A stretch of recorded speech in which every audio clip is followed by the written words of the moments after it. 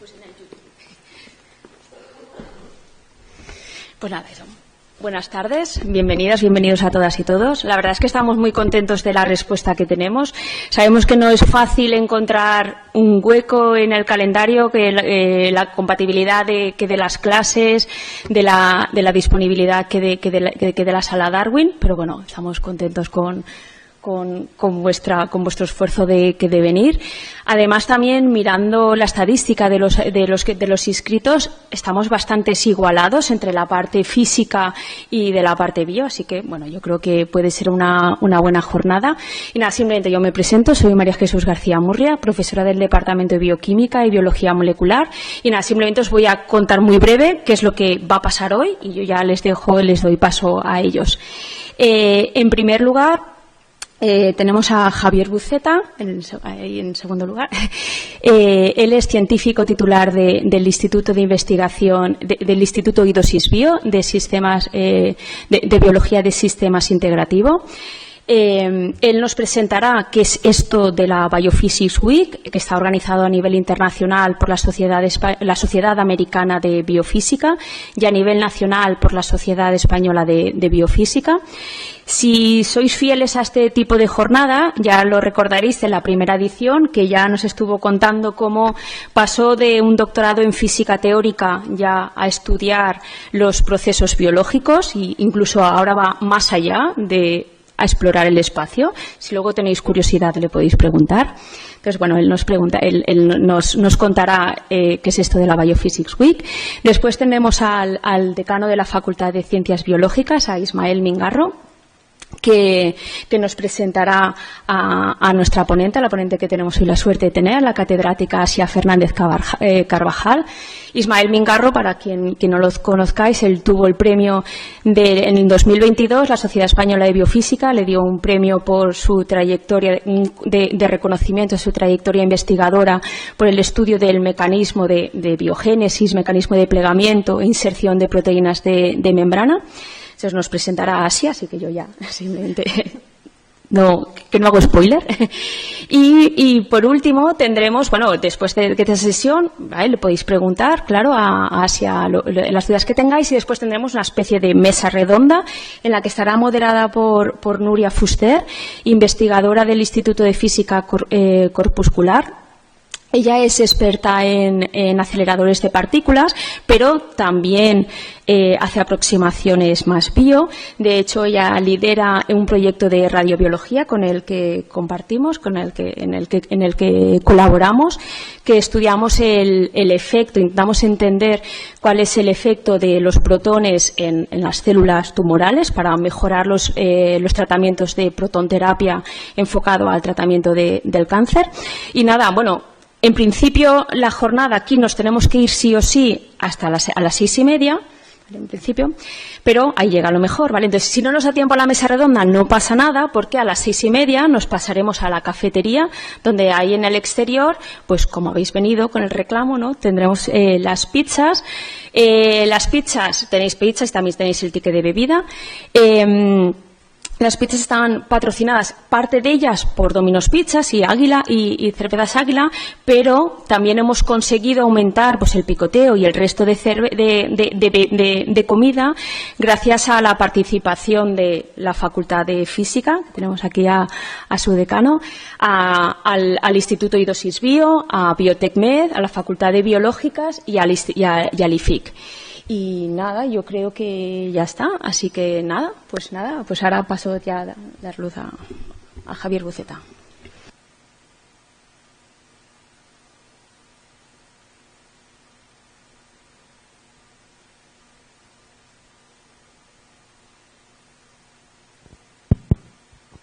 Hola.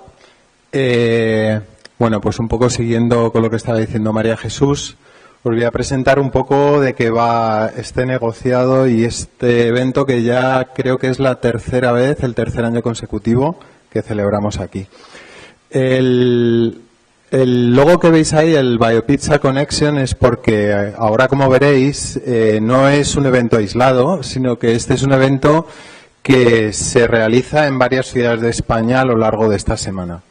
y bueno, por intentar buscarle un nexo común, pensamos que lo de regalar pizzas siempre atraía gente y bueno, por eso aparece el logo del BioPizza Connection. Lo que os voy a contar un poco tiene que ver con este evento que se celebra esta semana, que como nos había contado María Jesús, está relacionado con una semana que dedica la Biophysical Society de Estados Unidos para promocionar o dar a conocer qué es la biofísica. Y este año se cumple, de hecho, el 10º aniversario. Este es el mapa de eventos que se celebra en todo el planeta relativo a eventos que se realizan esta semana relacionados con la Biophysics Quiz. Y me gustaría hacer un zoom en lo que es España, porque por segundo año consecutivo, después de Estados Unidos, España es el país que más eventos celebra relacionado con la Biophysical Society Week. De lo cual yo creo que tenemos que estar muy orgullosos y de hecho en Estados Unidos se sorprendieron un poco el porqué. Y el porqué es que de hecho, aunque a nivel de grado no seáis muy conscientes, en España ha habido mucha tradición de biofísica. Y digo porque no sois conscientes, porque lo estábamos hablando antes, es un tema que repetimos cada año.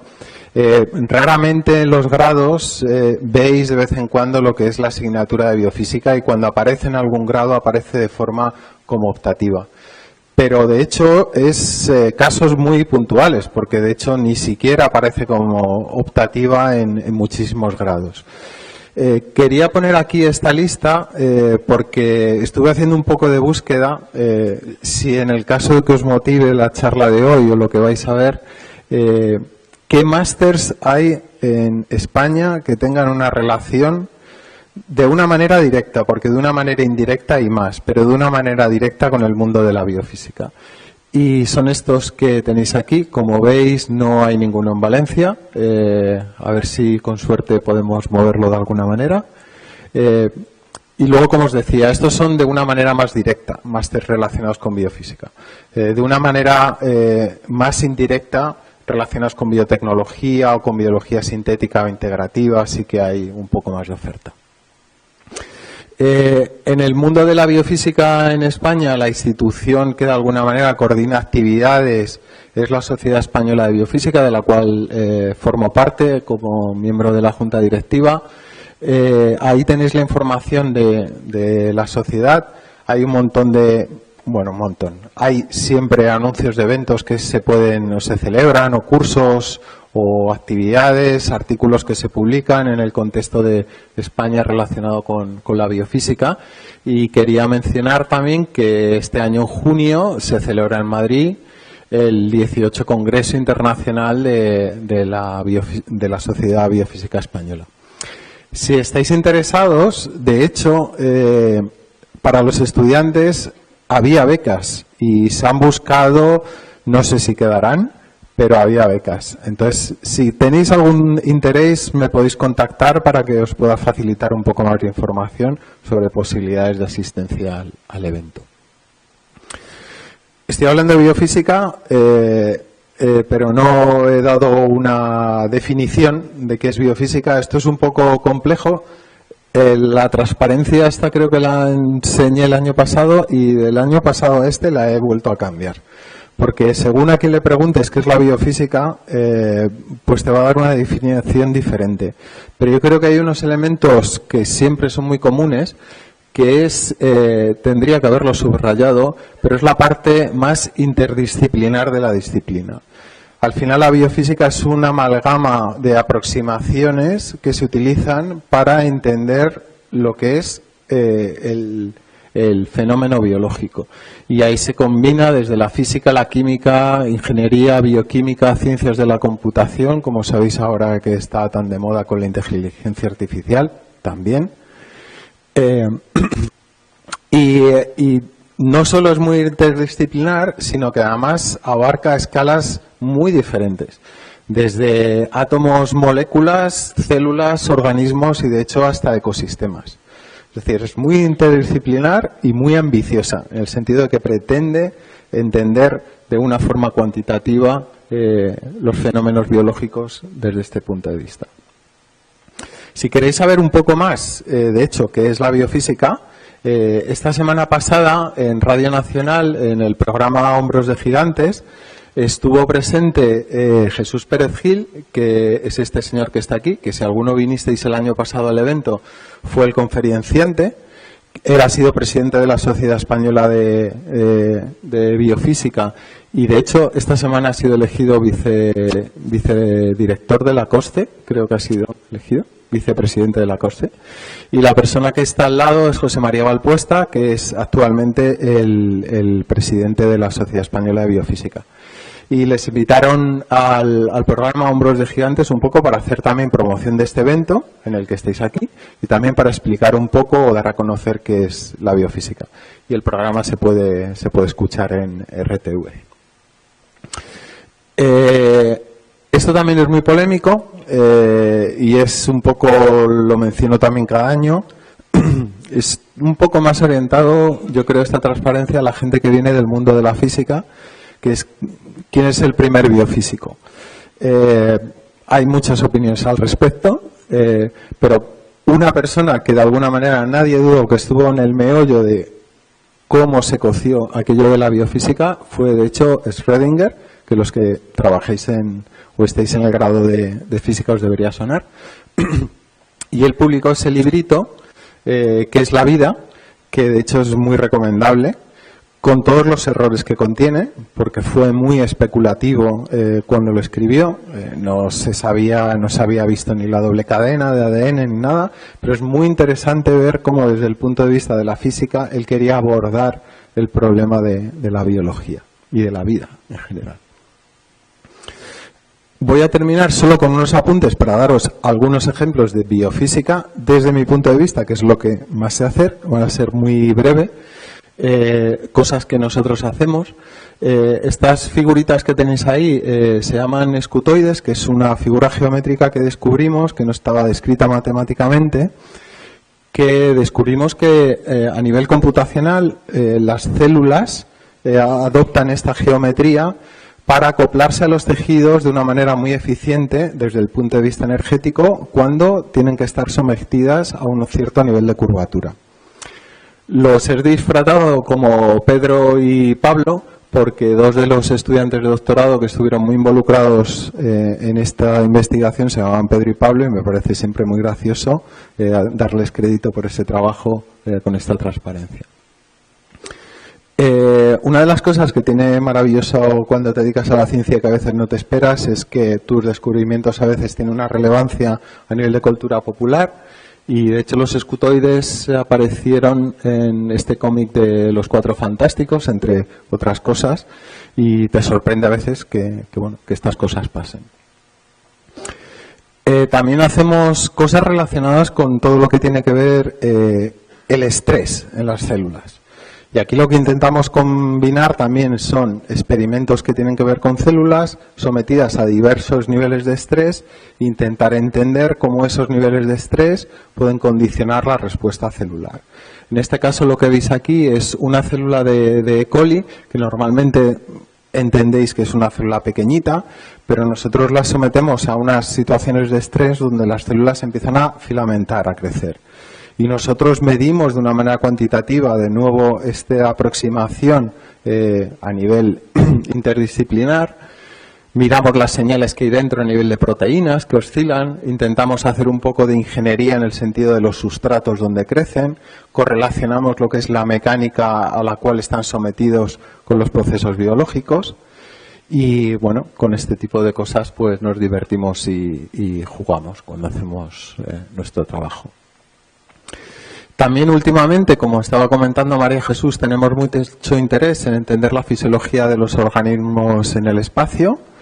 Aquí tenemos una persona, Alba, que está relacionada con estos experimentos y que nos va a mandar un experimento al espacio este año por primera vez para intentar también entender un poco el nivel, cómo la radiación puede llegar a condicionar la fisiología de los organismos. Esta es la portada de Nature del año 2024 y de hecho es un campo que se espera que a la larga tenga bastante impacto. Y hasta ahí esto es todo lo que os puedo leer. Muchas gracias y ahora seguimos con el evento.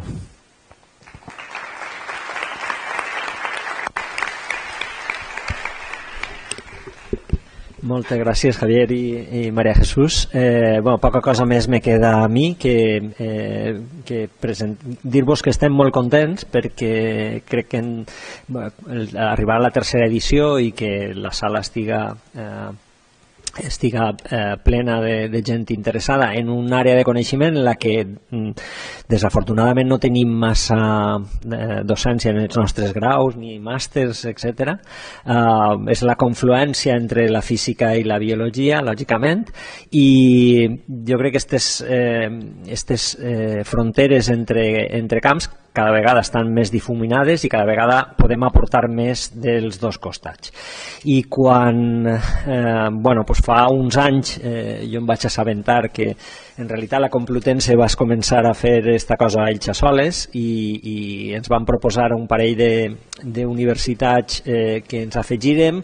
Ens vam afegir fa 2 anys i l'any passat ja vam tindre com més difusió, de manera que ara la Societat de Biofísica d'Espanya realment nuclea esta celebració, la fem simultàniament en diverses universitats, estem ja de l'ordre de 7 o 8, i bé, és una tradició que entenem que ens agradaria mantindre. Això depèn de vosaltres, de que estigueu interessats i de que ho digueu els propers anys als vostres companys, etc. I enguany, quan vàrem estar pensant de quin format faríem, vàrem decidir que seria una bona idea dur a Àsia Fernández Carvajal, perquè és una bona amiga, que és professora de la Miguel Hernández i en la que hem tingut relació i hem coincidit en congressos de biofísica durant dècades. Ells treballen en fisiologia, fan determinacions fisiològiques, gastant canals, etc. I la part més interessant, almenys per a mi, la part més interessant és que és dels pocs grups d'Espanya, el d'Àsia, que han aconseguit fer la traslació realment de lo que ells estudien en el laboratori a una aplicació concreta, farmacològica, que espero que mos conte a tots. No vaig a contar-vos massa més perquè ho farà ella molt millor que jo.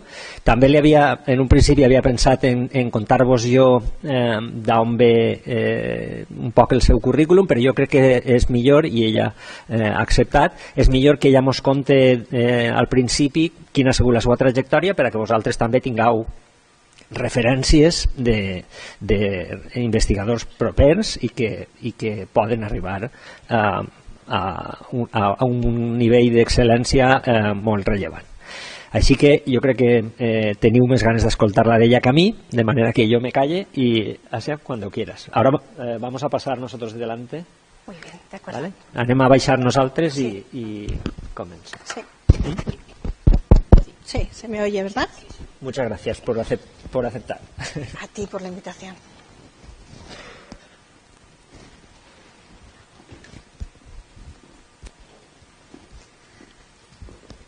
Bien, pues buenas tardes a todos. Muchas gracias por estar aquí, por venir, por dedicar un ratito de vuestro tiempo a los físicos para entender qué es eso de la biología y a los biólogos para hacerles comprender que sin física no somos nada. Entonces, la mezcla de ambas cosas es importante. Quiero agradecer a Ismael, al equipo, a la Sociedad Española de Biofísica, a la que pertenezco también, por esta invitación y por darme la oportunidad de contaros un poco mi trayectoria y lo que soy ahora, lo que he venido haciendo, y si os puede ayudar en alguna forma a decidiros qué hacer en el futuro, pues será genial. Bien, mi nombre es Asia Fernández. Como ha dicho Ismael, soy catedrática de Bioquímica y Biología Molecular en el Departamento de Bioquímica y Biología Molecular en la Miguel Hernández, y soy investigadora en un instituto que se llama, con un nombre un poco largo, El acrónimo es IDIVE y es el Instituto de Desarrollo, Investigación e Innovación, y está ahí siempre, es pequeña pero es la grande, en biotecnología sanitaria. Somos un instituto no muy grande, aproximadamente hay 27 grupos de investigación, y nos dedicamos a trasladar lo que hacemos en bancada a una utilidad, a un bien a la sociedad, y concretamente relacionado con la biotecnología roja, la que nosotros llamamos sanitaria. Os presento el grupo. Aquí está el grupo al completo, con sus idas y venidas. Todos los que estáis en un grupo de investigación sabéis que comenzáis una carrera, estáis en el grado, hacéis prácticas, luego pasáis al máster, seguís haciendo prácticas en laboratorio. Si os decantáis, si os gusta y os decidís, pasáis un poco a hacer el doctorado, y entonces la gente viene, va. Esto es bueno porque nos mantiene siempre jóvenes, y aunque durante décadas estemos asistiendo a congresos, son poquitas, pero al final siempre te mantienes este espíritu joven con la gente que tiene inquietudes, sobre todo con la gente curiosa, la gente que se pregunta cosas, y esto siempre es importante. Estos son los más seniors del lugar. Los IPs del grupo somos Antonio Ferrer, con una larguísima trayectoria biofísica y muy comprometido con la traslación desde siempre. Es el director del instituto también.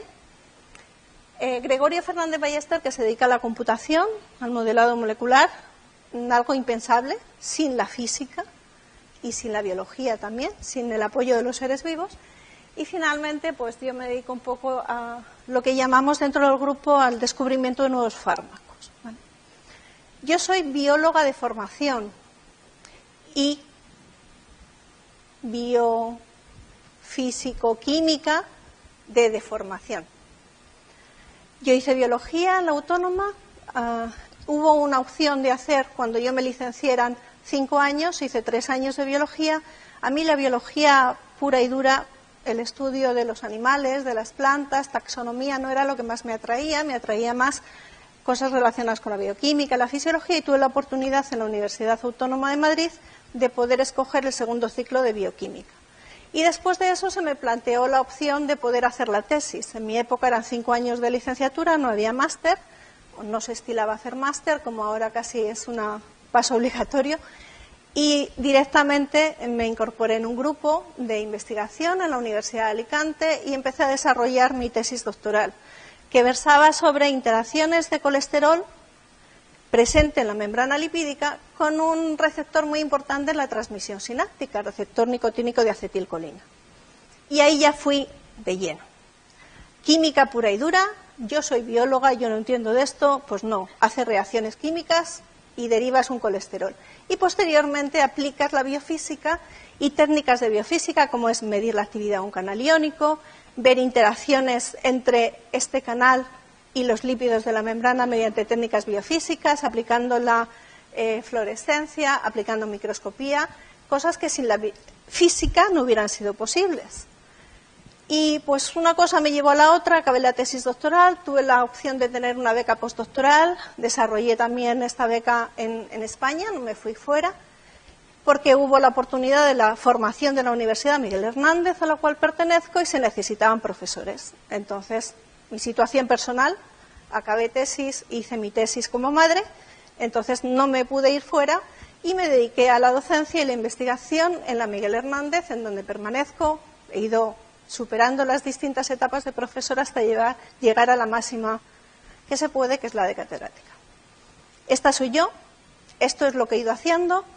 Mi carrera ha ido desarrollándose en el estudio de cómo funcionan las proteínas de membrana, que son los canales iónicos, cómo nos ayudan a la transmisión eléctrica y, en definitiva, a sentir, a ver, a oír, a gustar, algo de lo que os voy a hablar ahora.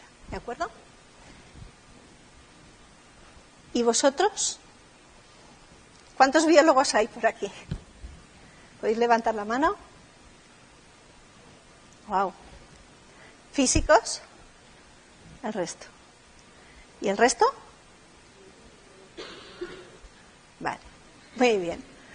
Bueno, pues espero que en esta charla aprendáis un poco de lo importante que es la interacción entre las distintas disciplinas y los resultados que se pueden obtener.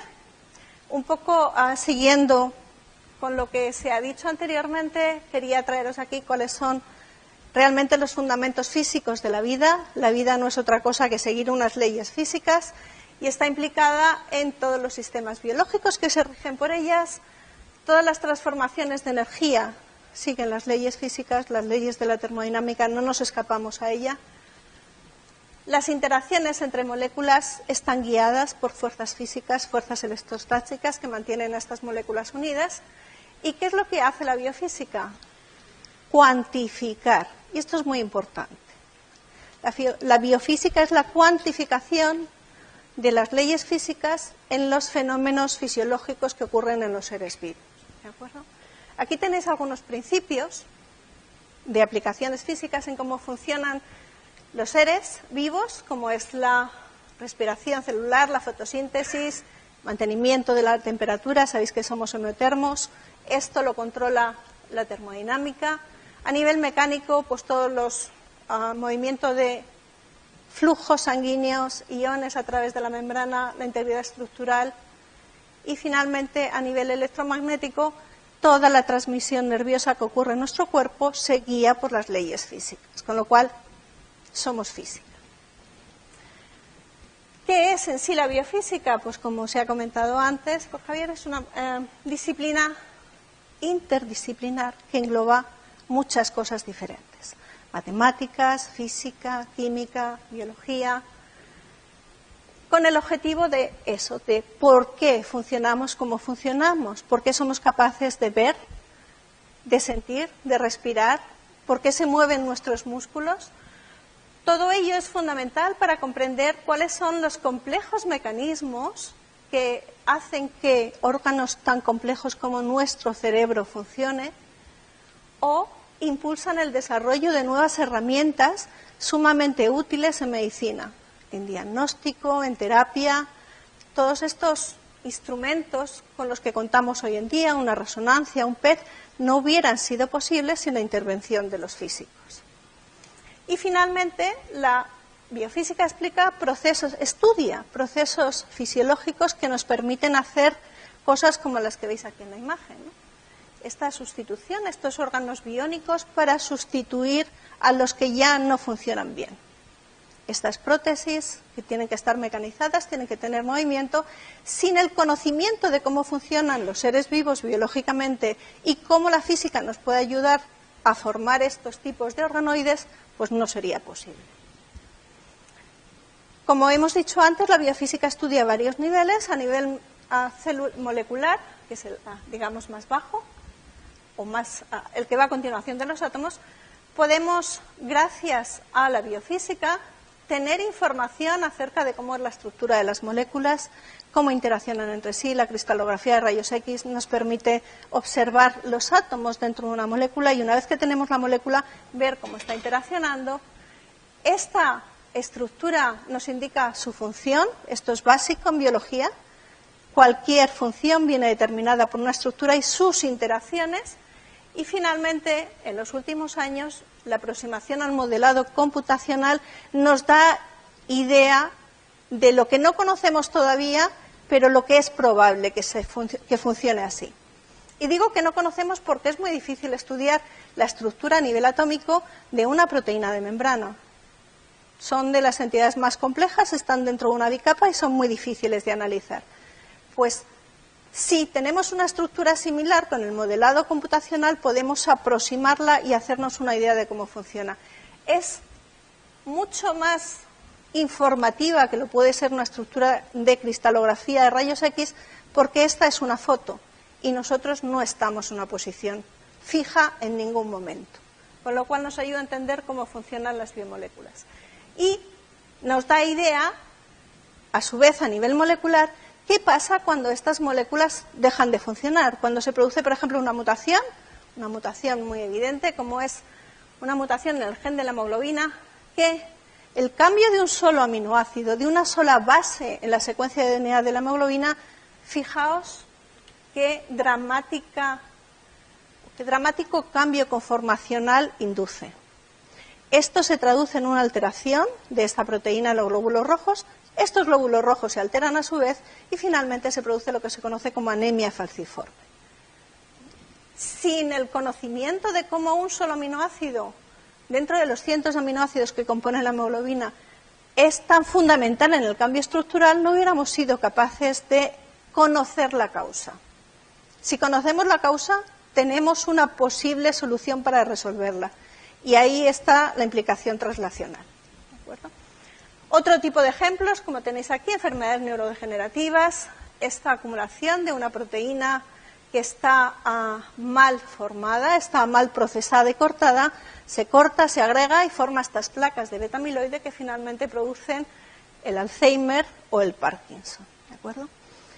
La mayor parte de los ejemplos que os voy a poner están relacionados con temas biológicos, que es de lo que más trabajamos nosotros, más conocemos, pero su conocimiento viene de la mano de la física.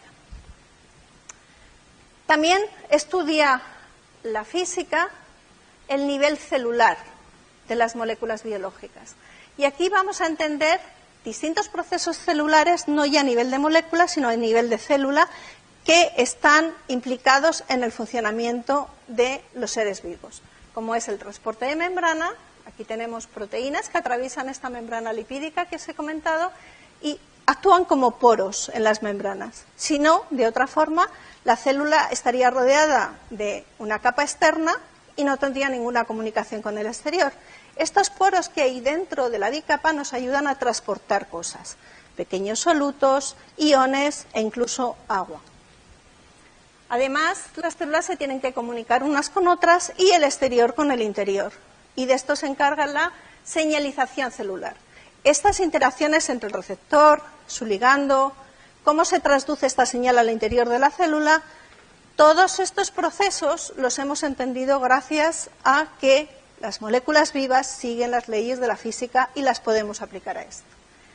Y fenómenos como la contracción muscular, como nuestras proteínas en nuestro cuerpo, la actina, la miosina, con la ayuda del ATP, hacen que nuestro músculo se contraiga al ejercicio y se pueda mover con fluidez.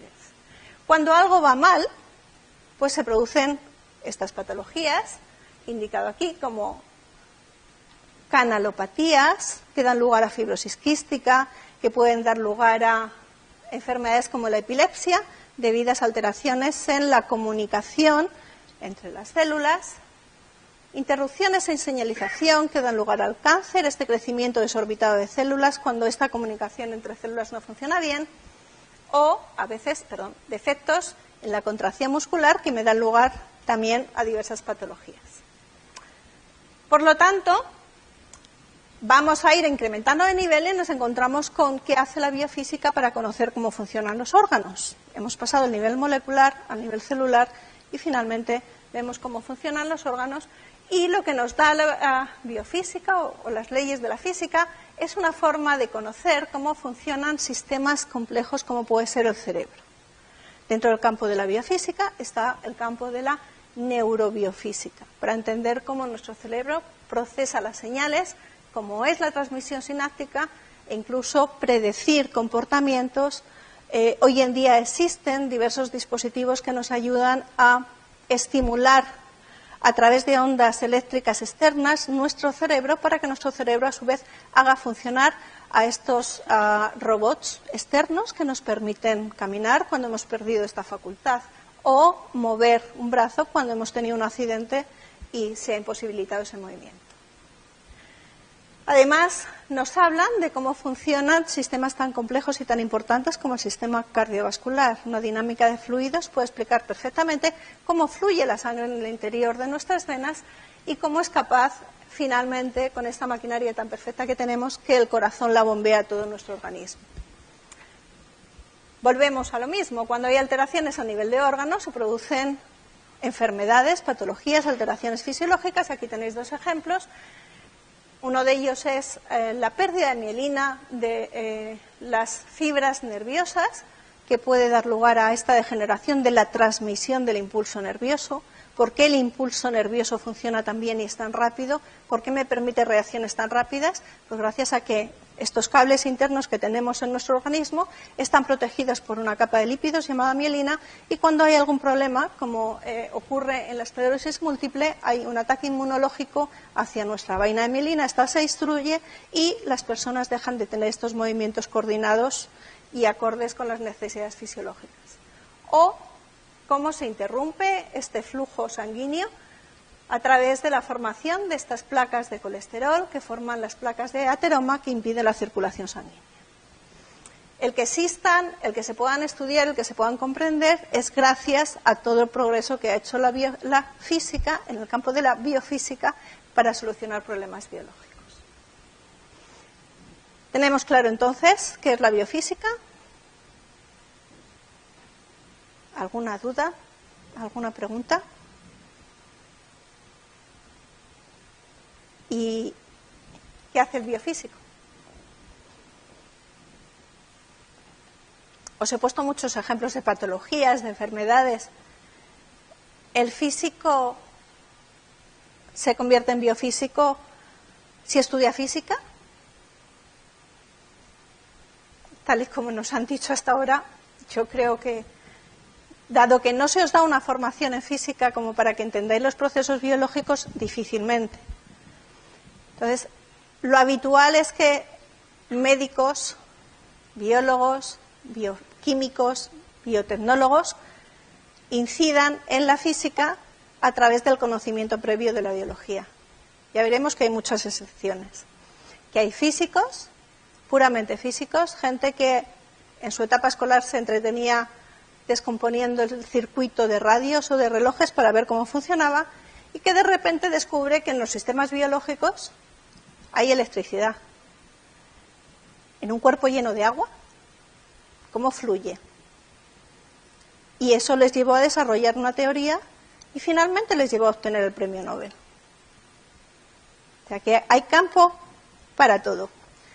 Pero a lo que nos dedicamos los biofísicos, yo humildemente me incluyo en el grupo, aunque no soy biofísica pura, es estudiar los problemas biológicos. ¿Qué es lo que hay debajo? ¿Qué es lo que trasciende? ¿Por qué un ser vivo funciona como está funcionando? ¿Qué es lo que le hace funcionar así? E intentando resolver estos problemas biológicos, pues entendemos la biofísica, como dijo el profesor García Barreno, como lo que subyace a todo, lo que está por debajo de toda la explicación del fenómeno biológico. Gracias a la física lo podemos explicar. Y los adelantos que ha tenido la biofísica en este sentido nos ha permitido, pues, desde el diseño de estos supercomputadores para analizar los miles de datos que generan los procesos biológicos, tener la opción de generar instrumentos que nos dan unas imágenes espectaculares, impensables hace 20 años, como son los de resonancia magnética que he comentado antes, los PET, o incluso aplicado a cirugía, la fibra óptica, los bisturíes muy precisos, electrónicos, y el avance de la biónica lo que va a hacer es mejorar la posibilidad de hacer nuevos órganos que sustituyan a aquellos cuando haya necesidad. Pues todo esto lo intentan hacer los biofísicos. Generalmente es un trabajo multidisciplinar con mucha gente, ingeniería, física, matemáticas, biología, para intentar hablar el mismo lenguaje, ¿vale? Que es un poco lo más difícil. Y volviendo a mi tema inicial, una vez ya que espero haber convencido lo importante que es la biofísica, espero que de aquí a unos años muchos de vosotros os pongáis el cartel de biofísicos, habrá sido todo un logro. Os cuento un poco en lo que trabajamos nosotros. Si recordáis de la primera diapositiva, nosotros somos el grupo de neurobiología sensorial. Es decir, nos encargamos de estudiar los sentidos, no todos, solo algunos. ¿Por qué los sentidos? Pues porque tenemos curiosidad de cómo nuestro cuerpo percibe ciertas cosas. Nos centramos finalmente en uno de los sensores, en el que llevamos trabajando muchos años, pero inicialmente nuestra idea era pensar en cómo nosotros podíamos ser capaces de resolver un problema. Y nos fuimos al final. ¿Cuál es el problema que hay que hace unos cuantos años, cuando yo comencé mi etapa postdoctoral, existía y creo que aún sigue existiendo y es muy importante para la sociedad? Para nosotros es el dolor. ¿Cómo sentimos el dolor? ¿Somos capaces de descubrir algo que sirva para tratar el dolor? ¿Qué dolor? Porque dolores hay muchos. Si a uno le duele la cabeza y no es migraña, pues se toma una aspirina, un ibuprofeno y a lo mejor se alivia. Si a uno le extraen una muela, también un dolor muscular, se toma un relajante muscular y ayuda. Pero hay un dolor crónico que sufre mucha parte de la sociedad y sobre todo se incrementa con la edad, que no hay tratamiento para ello. ¿Y por qué el dolor? Porque es un problema y porque además, cuando yo me aproximé a esta investigación, se acababa de descubrir un canal iónico responsable de la transmisión de la señal dolorosa. ¿Cómo se llegó hasta ahí? Pues es lo que voy a intentar explicar un poquito. Si nos fijamos, tenemos una serie de sentidos básicos, tenéis aquí identificados por los órganos que los experimentan. No sé si veis muy bien los sentidos, pero están aquí. La lengua, que es el órgano principal que nos hace sentir distintos sabores. El ojo, que nos permite la percepción visual, ver. El oído, que nos permite oír. La nariz, oler. Y finalmente la piel. A lo largo de la historia de los fisiólogos biofísicos que han estado implicados en el descubrimiento de estos órganos y de cómo funcionan sobre todo, pues nos hemos encontrado que el descubrimiento del mecanismo molecular por el cual estos sentidos finalmente traducen la señal al cerebro que la percibe y nos da la respuesta. El ojo lo que ve es una serie de señales luminosas. Estas señales luminosas se tienen que transformar, llegan al cerebro a través de nuestras neuronas y es el cerebro el que las procesa. Este mecanismo general ya desde principios del siglo pasado se empezó a conocer, pero incluso mucho antes, si nos remontamos a Descartes, podría decir que de alguna forma tenemos una serie de hilos localizados en distintas partes de nuestro cuerpo que se comunican con un órgano central, no se sabía cuál, el alma probablemente, que era la que finalmente ejercía el efecto o el movimiento. Bueno, pues esto en el siglo pasado ya se empezó a tener muy claro la transmisión nerviosa, pero faltaba localizar dentro de estos órganos, que eran los que percibían los sentidos, cuáles eran exactamente las moléculas implicadas. Y bueno, pues poco a poco se comenzó a descubrir y, por ejemplo, el primero de los sentidos que fue analizado a nivel molecular, que fue el oído, dio lugar a que al físico, porque era físico, George von Beckers le dieran el premio Nobel en el 61. ¿Vale? Él descubrió que había un mecanosensor en la cóclea, una parte interna del oído, que son los responsables moleculares de percibir las ondas sonoras y comenzar la señal que va finalmente al cerebro. 6 años más tarde se descubrió el mecanismo molecular de la visión, como tenemos un fotorreceptor dentro de nuestra retina que nos ayuda a percibir las distintas señales luminosas. Tuvieron que pasar unos cuantos años hasta que se pudo identificar cuáles eran los mecanismos, los sensores responsables de percibir el olfato y algunos receptores responsables de los sabores. Fijaros que estamos hablando del 2004, Premio Nobel, descubrimiento publicado en el 91. ¿Qué nos falta? El tacto. El tacto era el gran desconocido.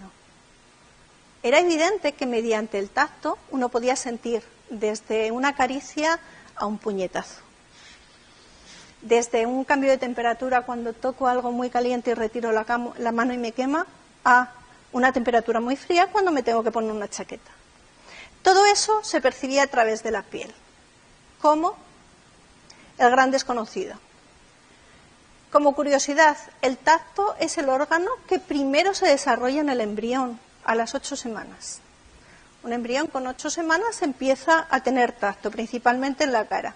A las 12 semanas aproximadamente ya el tacto lo tiene casi en todo el cuerpo, excepto en la zona superior de la cabeza, que no lo desarrolla hasta que no nace. ¿Por qué? Casi todos aquí hemos venido al mundo de la misma forma.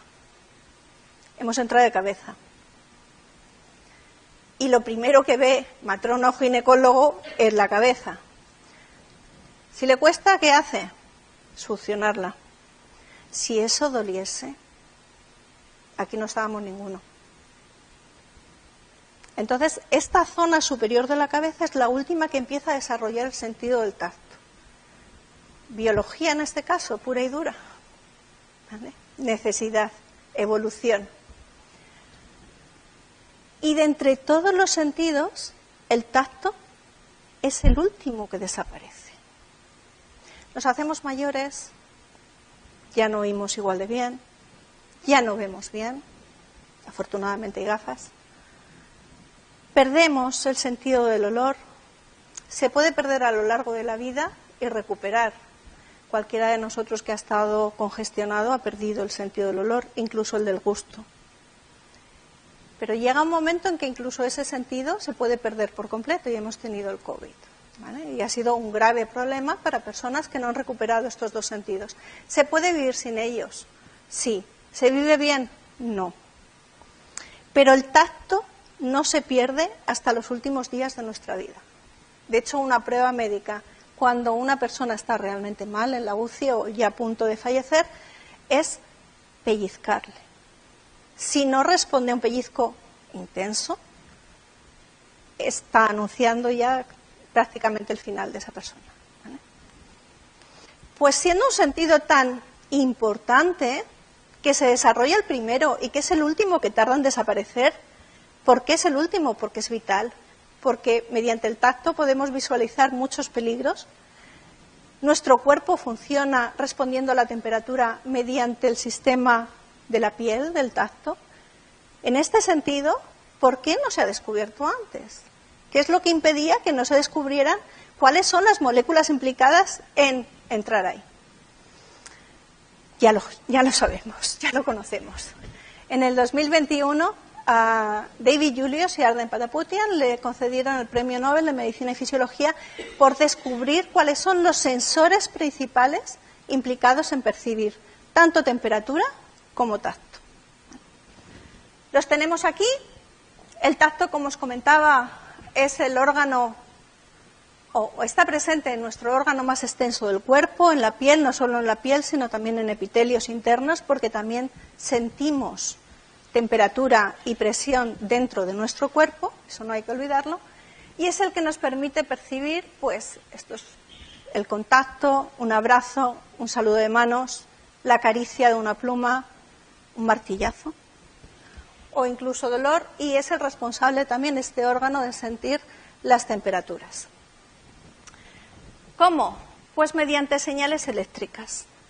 Tenemos una transmisión con distinta frecuencia si nosotros percibimos el roce de una pluma o si percibimos el roce de un martillo. Y esta frecuencia es la que nos permite adaptarnos a esa señal que nosotros recibimos y, por lo tanto, o continuar exponiendo la mano o quitarla. La temperatura pasa lo mismo. La temperatura, somos animales homeotermos, somos capaces de mantener nuestra temperatura corporal en un rango de 35-37 grados centígrados, estando la temperatura externa entre 5 o 6 grados y 45, 46 o, en condiciones muy adversas, incluso más de 50. ¿Vale? Esto lo hace nuestro cuerpo porque se va adaptando. Cuando hace mucho frío se produce una vasoconstricción, una piloerección que nos ayuda a mantener la temperatura constante. Y cuando hace mucho calor, pues entran mecanismos de sudoración, evaporación, que nos hacen sacar ese calor y mantener la temperatura constante.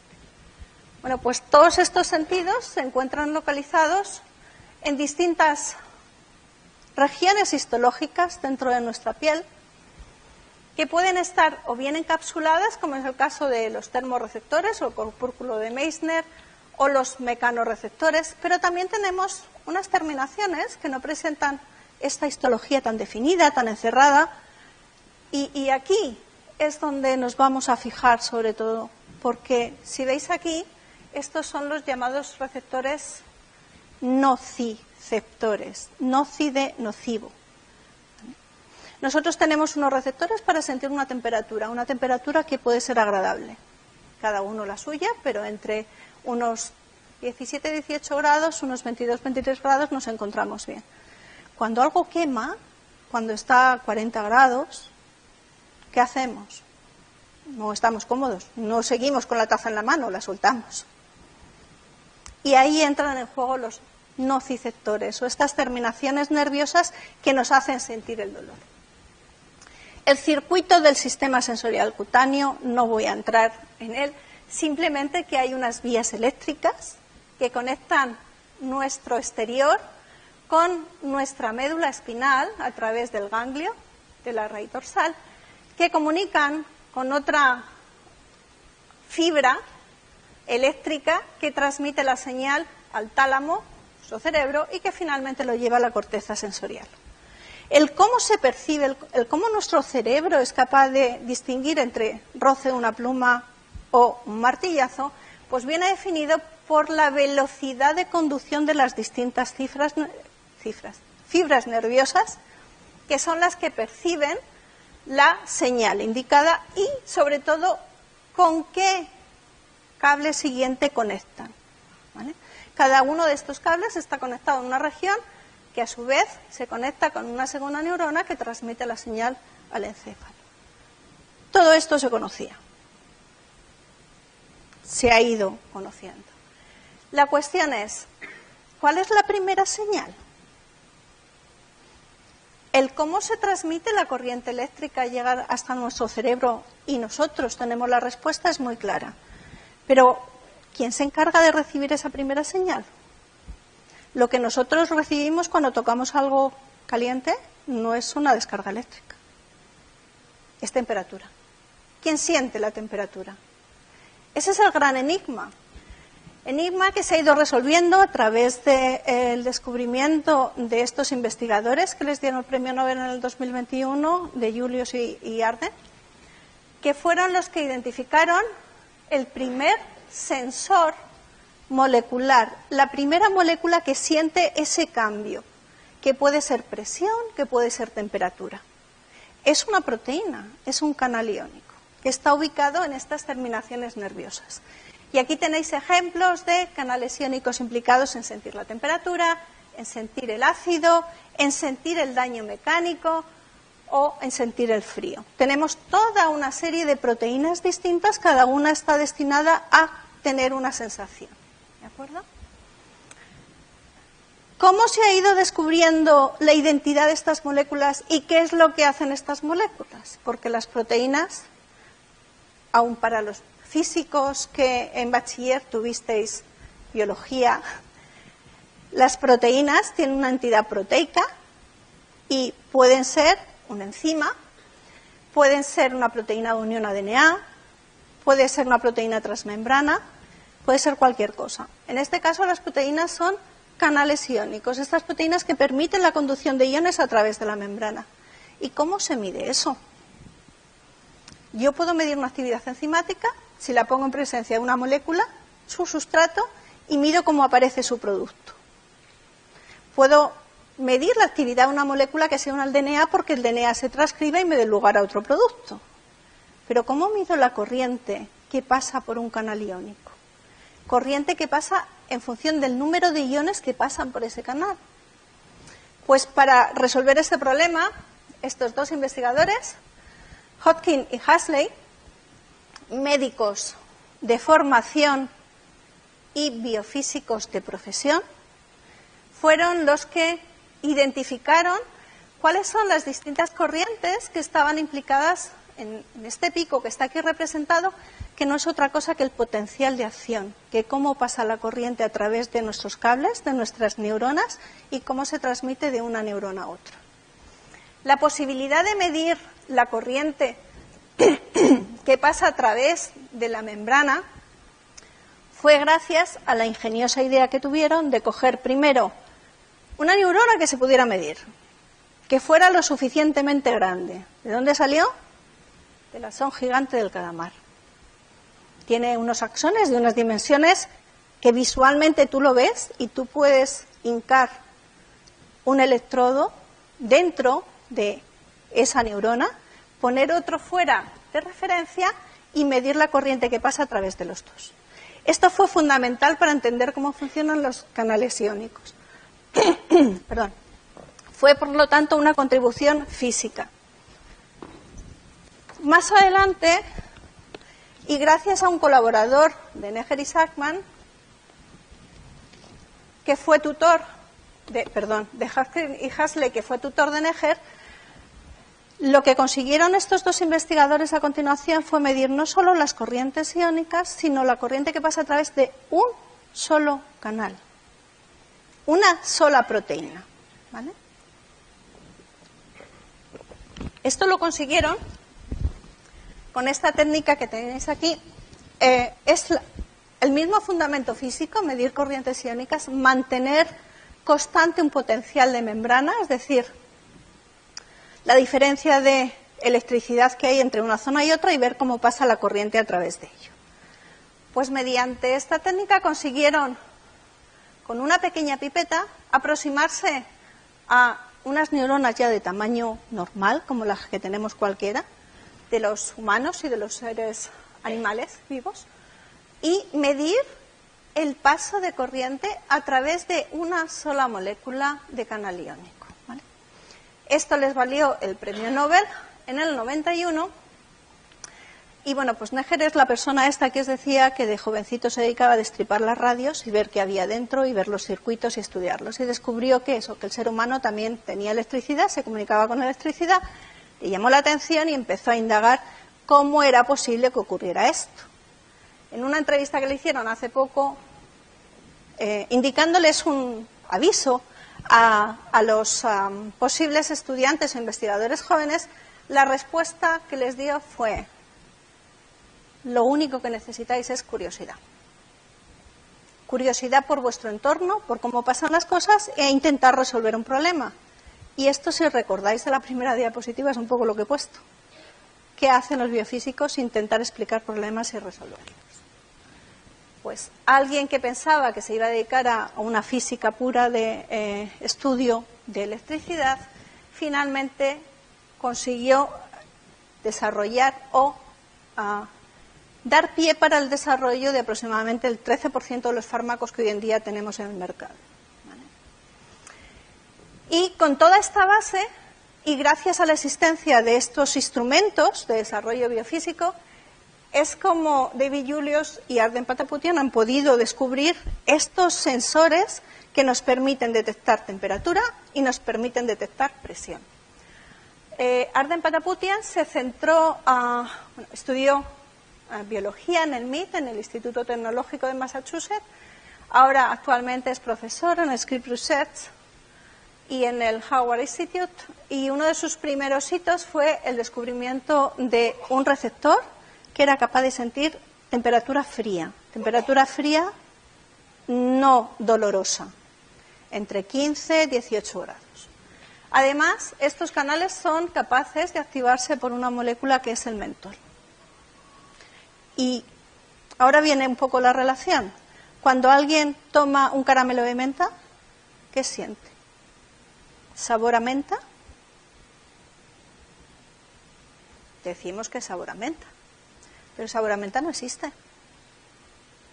Lo que sentimos es frescor, porque se activa este canal. Y esta es la explicación subyacente, esta es la explicación molecular. Podemos tener papilas gustativas y receptores básicamente para 4 tipos básicos de sabor, aunque ahora está el quinto, que es el umami. Pero no hay receptores en nuestro cuerpo para que sientan el sabor del mentol. Posteriormente identificó el TRPA1. Este es un canal que nos permite sentir el frío doloroso en este caso, porque se activa a temperaturas por debajo de 8 o 10 grados. Y se le conoce fundamentalmente porque es el que ha descubierto los canales, los sensores de cambios en la presión, es decir, el tacto. Estos dos canales se les llama piezo 1 y piezo 2. Piezo viene del griego presión. Y de estos dos, sobre todo el piezo 2, es el encargado de sentir la propiocepción.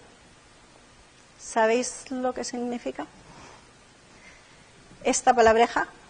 La propiocepción es cómo uno siente su propio cuerpo, cómo uno es capaz de sujetar una botella. Si esta botella me la llenan de agua, yo sigo con el brazo así, no hago así. ¿Por qué? Porque tengo estos canales que están sintiendo esta presión, este aumento de peso, y están haciendo que haya una respuesta para yo mantener mi postura. ¿Vale? La imagen típica de la propiocepción la tenéis aquí, que es como una persona siente su cuerpo, siente dónde está, busca su equilibrio y se coloca. Estos canales, que parece que solo están limitados a eso, pues resulta que son sumamente importantes, están localizados en muchos órganos de nuestro cuerpo, nos ayudan, por ejemplo, a la circulación sanguínea, el cómo el glóbulo rojo tiene que pasar por ciertos capilares que son incluso más pequeños que él mismo, cómo se acomoda y se estrecha y cómo los fibroblastos que están en esos capilares también se acomodan para que pase.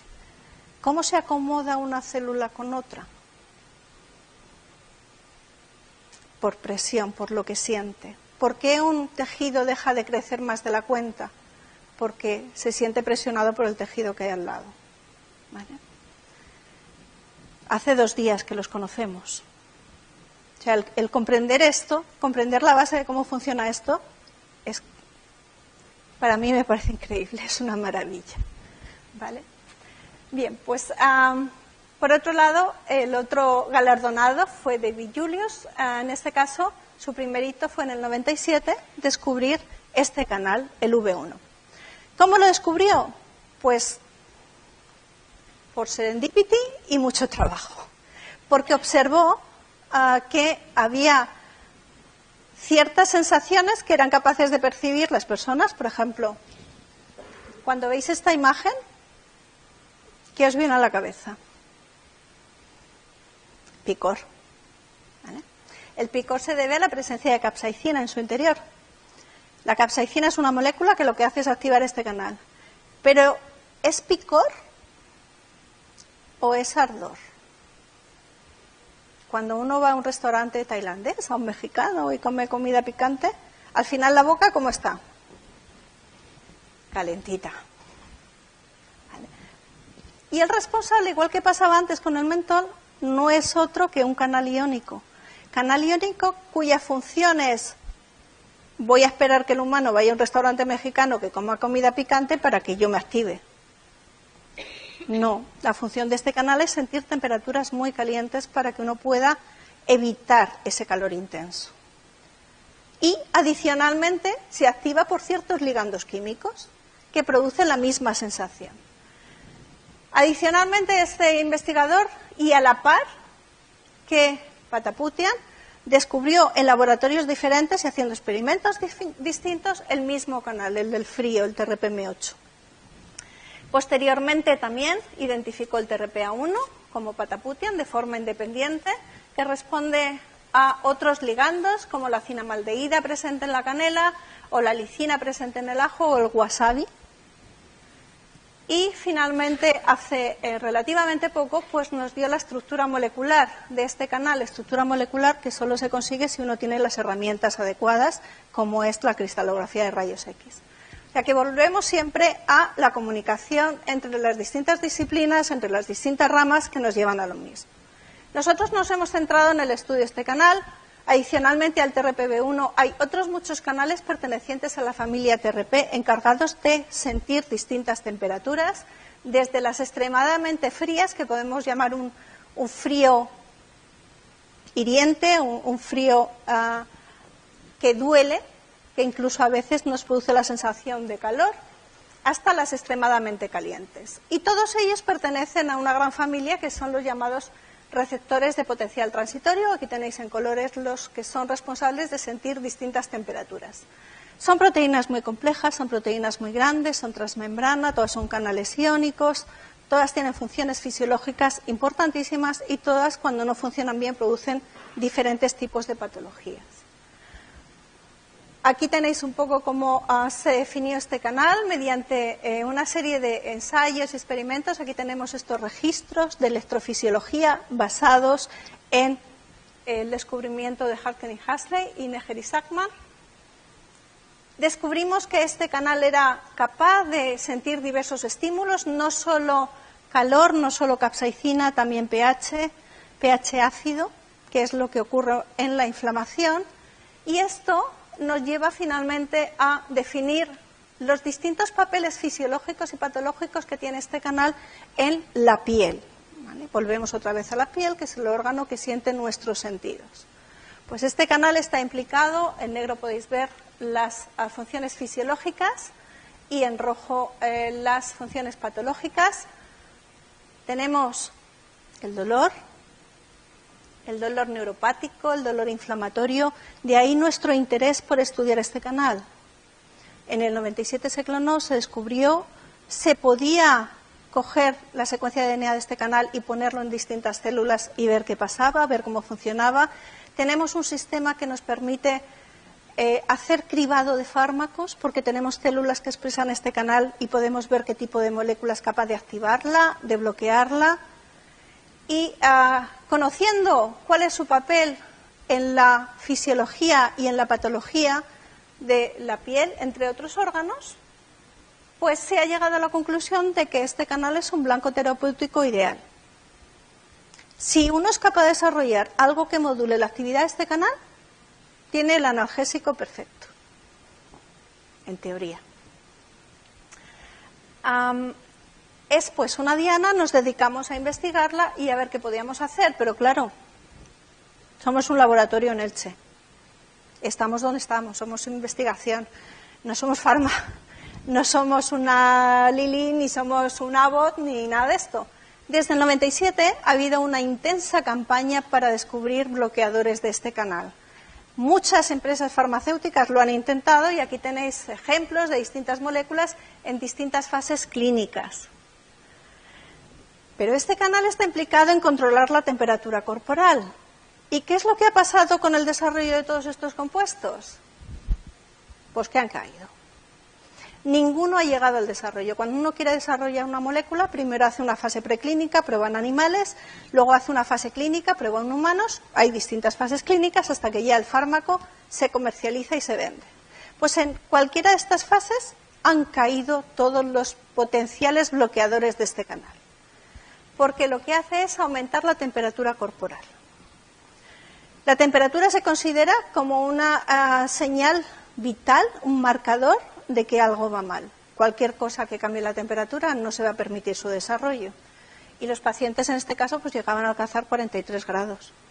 No me duele, pero no me siento bien tampoco. Además, TRPV1 es un señalizador de calor malo, nocivo. ¿Qué pasa si yo lo bloqueo? Que me doy una ducha a 50 grados y no me entero. No te duele, pero escaldado, sales. Entonces, todos estos efectos secundarios nocivos han impedido el desarrollo de estos bloqueadores. ¿Qué necesitamos? Pues una nueva generación de bloqueadores, si vamos por bloqueadores, que sea más segura. Quizá no oral, no sistémica, que se distribuye en nuestro cuerpo, con lo cual controla la homeotermia, pero sí tópico, algo que si me duele externamente cualquier parte de mi cuerpo, me duele la rodilla, me aplico esta crema y sea capaz de curarla. Como por la vía de bloqueadores no se conseguía nada, se decidió, vamos a la vía de agonistas, de activadores. Estamos locos. Si lo que quiero es impedir la señal, ¿cómo lo que voy a hacer es aumentarla? Pues porque estos canales tienen la versatilidad de que cuando están en contacto continuo con el agonista, una vez que han iniciado la señal de dolor, y os puedo asegurar que cualquiera de vosotros, si os aplicáis capsaicina, os va a doler, se desensibilizan, pierden la capacidad de activarse y lo que tenemos es analgesia. Se han desarrollado fármacos, como la capsaicina, en distintas modalidades, generalmente parches, para tratar uno de los dolores más intratables que hay, que es el dolor posespértico. Una vez que hay un ataque de herpes zóster a nivel lumbar, se producen los llamados latigazos en el costado y eso es súper doloroso, no hay nada que lo combata. Con los parches de capsaicina, al 8%, son muy eficaces. Pero hay que ponérselos. Hay que sufrir la capsaicina. Efectos secundarios. Ardor. Te duele tanto que el primer parche te lo pones, según te lo has puesto te lo quitas. Dices, no, prefiero el dolor del posespértico, porque esto es inaguantable. ¿Qué es lo que hacen? Administrar lidocaína, que es un analgésico local. Entonces ya la cosa se tranquiliza un poco. Pero la capsaicina tiene la mala costumbre de quedarse en la piel, no se metaboliza bien. Y con otros aceleradores mutagénicos, como son las radiaciones solares, pues lo que finalmente produce es un cáncer. Claro, si yo me pongo la capsaicina en una zona que no va a estar expuesta al sol, quizá no tenga ese problema, pero aquí, en el Mediterráneo, difícil. Y además también produce hipertermia, ¿vale? No nos valen tampoco. Y ahora ya voy a lo que hacemos, y muy breve. Nos preguntamos, ¿podemos hacer la capsaicina, que es una molécula química fácil, conocida, pero que no sea mala, que no tenga estos efectos secundarios, que no se acumule, que se pueda destruir, que llegue a su efecto y se destruya? Pues esto es lo que hicimos a partir de aproximadamente el 2015, esta publicación es del 18, en la cual, gracias a un grupo de químico-médicos de Italia, hicimos moléculas de este tipo en los cuales introducíamos en una posición determinada un enlace éster, haciendo que esta molécula se hidrolizara. ¿Por quién? Por las enzimas de nuestra piel. La molécula nos la aplicamos, tenemos estas enzimas, la destruyen, no se acumula, pero ha hecho su efecto. Evidentemente teníamos que demostrar que esto funcionaba, teníamos que demostrar que era capaz de bloquear la actividad del canal, calcular su modo de inhibirlo, hacer la dosis-respuesta, hacer diversos experimentos en los cuales finalmente lo que comprobamos era que sí que tenían papel antiinflamatorio cuando sometíamos a las neuronas a condiciones inflamatorias, que sí que tenían papel antiprurito, evitaba el prurito, evitaba la inflamación, con lo cual parecía que la cosa no iba mal, parecía que podía ser algo que tuviera un mínimo éxito. Y además probamos que no producía ningún cambio en la temperatura corporal. Este es un ligando clásico del receptor, que vemos cómo aumenta la temperatura corporal, esto está hecho en animales, y vimos que nuestro control y nuestra capsaicina no urente o soft drugs, que es como la hemos llamado, era capaz de mantener la temperatura, o sea que no tenía este efecto secundario. Y con esto pues dijimos, podemos hacer publicaciones, podemos seguir investigando en el mecanismo, podemos quedarnos en animalitos o creemos que tenemos un producto en nuestras manos que puede ser muy útil como analgésico y que puede resolver problemas que están sin resolver a nivel médico. Somos un instituto de biotecnología sanitaria, hemos hecho la tecnología, hemos hecho los experimentos y que nos falta trasladarlos. ¿Cómo se pueden trasladar? En forma de productos. A continuación hicimos una patente y fundamos una pequeña empresa biotecnológica llamada Antalgenics. Esta empresa biotecnológica está situada en el Parque Científico, en la OMH. Hemos tenido y seguimos teniendo nuestros picos, nuestros valles. Estamos en lo que se llama el Valle de la Muerte. No hemos salido. Eso, si os queréis dedicar a ser empresarios, es un valle del cual tú entras, pones dinero y ya cuando empiezas a ver que no pones dinero y empiezas a ganar algo, entonces he salido del Valle de la Muerte. Pero con una biotecnológica, pues esto se puede alargar 10, 15 años. La fundamos en el 2015. Crucemos dedos que todavía seguimos manteniéndonos, pero duramente. Con esta empresa lo que hicimos fue desarrollar principios activos.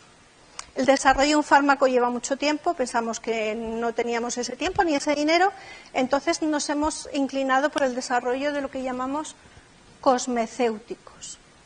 No son cosméticos porque no están indicados para embellecer, están indicados para resolver problemas de la piel. Y como tal los llamamos cosmecéuticos y pueden ser útiles para tratar la piel atópica que produce mucho picor, porque nuestro receptor está implicado en producir picor, para tratar la dermatitis, para tratar rosácea. Nos dedicamos con esta empresa al desarrollo de principios activos. Con esta generación de derivados de capsaicina no solo tenemos uno. Si os habéis dado cuenta en la fórmula aparecen varias R, significa que tenemos toda una familia de compuestos. Entonces, reservamos los más activos para una aplicación y los menos activos para otra aplicación. Una vez que tenemos los activos, ¿qué hacemos con ellos? ¿Hacemos un polvito y nos lo ponemos en la piel? Pues no, hay que desarrollar producto final. Creamos otra empresa, Prospera Biotech, que es la que desarrolla el producto final. Este producto final se traduce en estos tubos que podéis comprar en farmacias, en la web. Y tenemos varias indicaciones, varios productos para distintas aplicaciones. Este fue el primero que lanzamos al mercado en el 2021. Daros cuenta que entre la publicación del trabajo, el inicio de las investigaciones, que fue en el 15, la publicación del trabajo en el 18, a continuación la creación de Antalgenics y a continuación la creación de esta empresa, pues han pasado 5 o 6 años y tenemos un producto en el mercado. Esto con un fármaco es impensable. El fármaco tarda 20-25 años. No nos hemos quedado aquí, ahora tenemos estos productos en el mercado. Uno de ellos está destinado al cuidado de las pieles sensibles y con tendencia a desarrollar un tipo especial de dolor, que es la neuropatía periférica, que es un dolor que sienten los pacientes que tienen un cáncer que son sometidos a quimioterapia. La quimioterapia produce una destrucción axonal y produce dolor en manos y pies. Un dolor que les hace incapaces de abrocharse un botón de una camisa o ponerse unas zapatillas. O incluso el simple roce de una sábana puede ser doloroso. Cuando se llega a esos extremos, la quimioterapia se tiene que interrumpir, evidentemente. Si se interrumpe, el cáncer progresa. Entonces, ante este tipo de situación, nosotros hemos estudiado cuál es el efecto de los agentes quimioterapéuticos en neuronas in vitro y lo que hemos visto es que se ve afectado el canal V1, aumenta mucho su actividad. Pensamos que una aplicación lógica podría ser desarrollar una crema. Esta vez tiene un mayor alto porcentaje de activo con respecto al anterior, pero el principio activo es el mismo, es el derivado de la capsaicina. Estamos en ensayos, a pesar de ser un cosmecéutico, nocicéutico, vamos cambiando la terminología dependiendo de las modas. Lo que hemos hecho es hacer ensayos clínicos, aunque con los cosméticos no es necesario, en donde hemos ofrecido la crema a los oncólogos, ellos la han aplicado a pacientes, a otros pacientes el placebo, y lo que hemos visto es que los resultados son buenos. Que aparece mucho más tarde la neuropatía, en algunos casos no aparece, y cuando aparece es mucho más ligera, menos evidente que sin la crema. Con lo cual, tenemos un buen producto, ahora solo nos falta convencer a los oncólogos para que lo prescriban, y como toda empresa, para que se mantenga, pues hay que vender, y en ello estamos.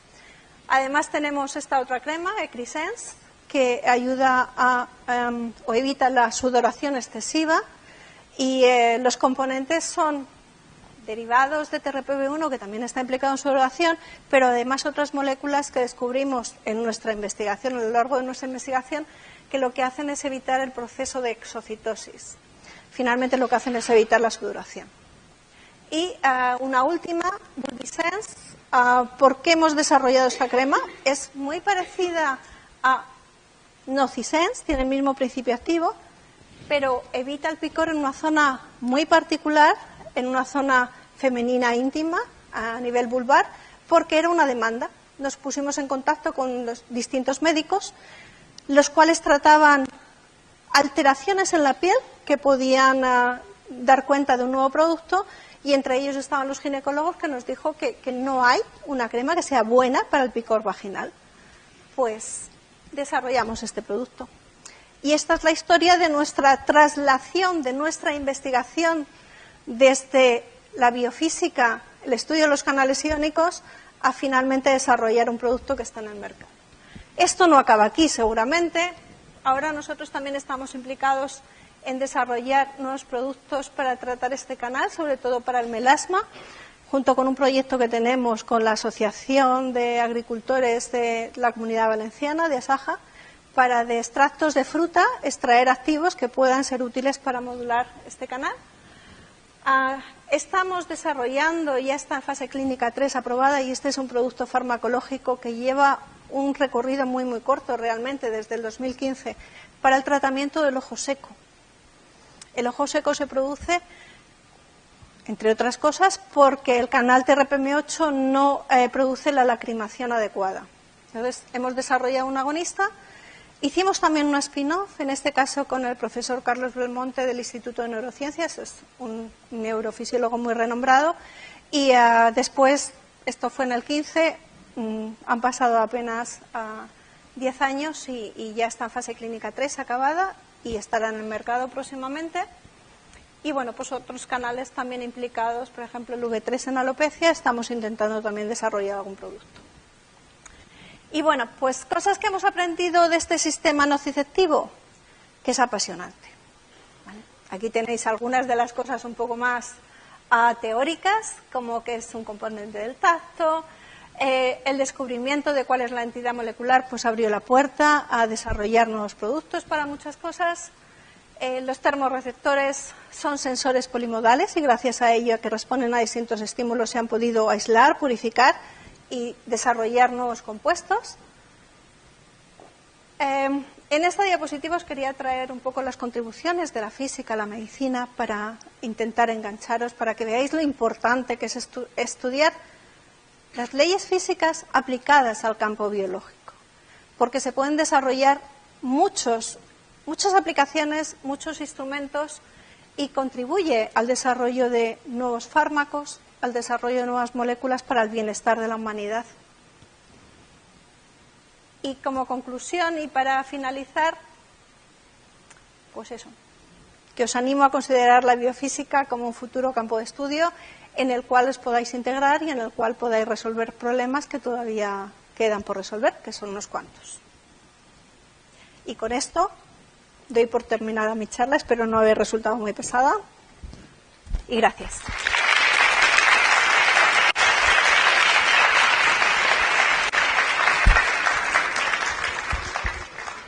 ¿Subís? Sí.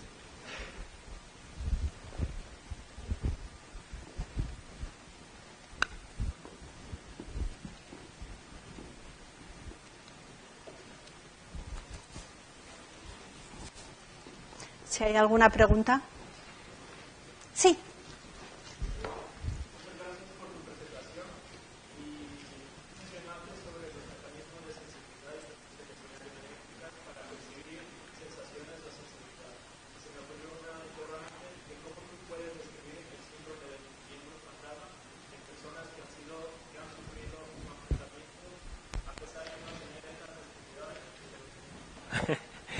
A pesar de no tener estas extremidades, el cerebro sigue recibiendo estas señales que tú mencionaste. No sé si me escuchaste todo. Es una magnífica pregunta y está por resolver. Así que te animo a que te pongas a ello. No se sabe realmente. Hay una atribución. A ver, somos lo que sentimos, pero somos resultado de lo que sentimos a lo largo de toda nuestra vida. Entonces, nuestro cerebro no deja de tener memoria. Y hay una contribución de memoria que todavía está por definir y descubrir cuál es esa parte del cerebro que todavía me recuerda a mí que hay una percepción. Y luego es que hay una mala adaptación de la transmisión eléctrica, que es lo que pasa con el dolor crónico. El dolor solo debería ser percibido como dolor cuando se está produciendo. Cuando tú tienes un daño, te das un golpe o tienes un tejido que tiene una patología, comunica al cerebro que hay dolor. Una vez que tú ya te has recuperado, el dolor persiste. ¿Por qué? Si no hay señalización. No se sabe. Siento no poder responderte a eso.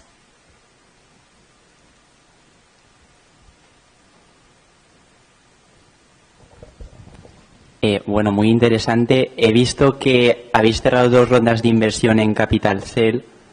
Y bueno, un poco el proceso de cómo conseguir llegar a cerrar una ronda con ellos y luego si el dinero que habéis recaudado es suficiente para llevar a cabo los estudios clínicos y que la empresa comience a ser rentable.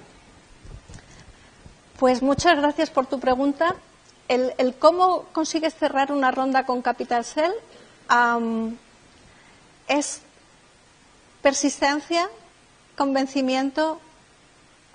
Tienes que dar unas pruebas convincentes de que realmente lo que tú tienes funciona y que lo puedes desarrollar.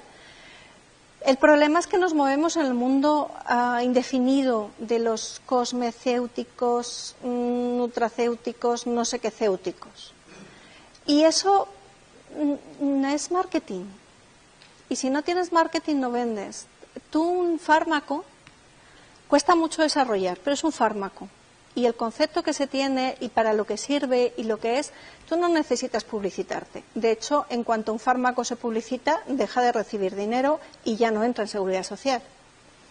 Entonces, el conseguir vender algo así lleva convencimiento y lo que vendemos nosotros, que no sirve. Pero lo que intentamos vender es que hay mucha ciencia detrás.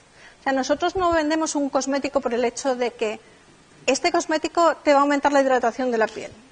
Seguro, te estás poniendo una barrera que impide que el agua salga, con lo cual la hidratación la va a aumentar, porque tú no estás sudorando.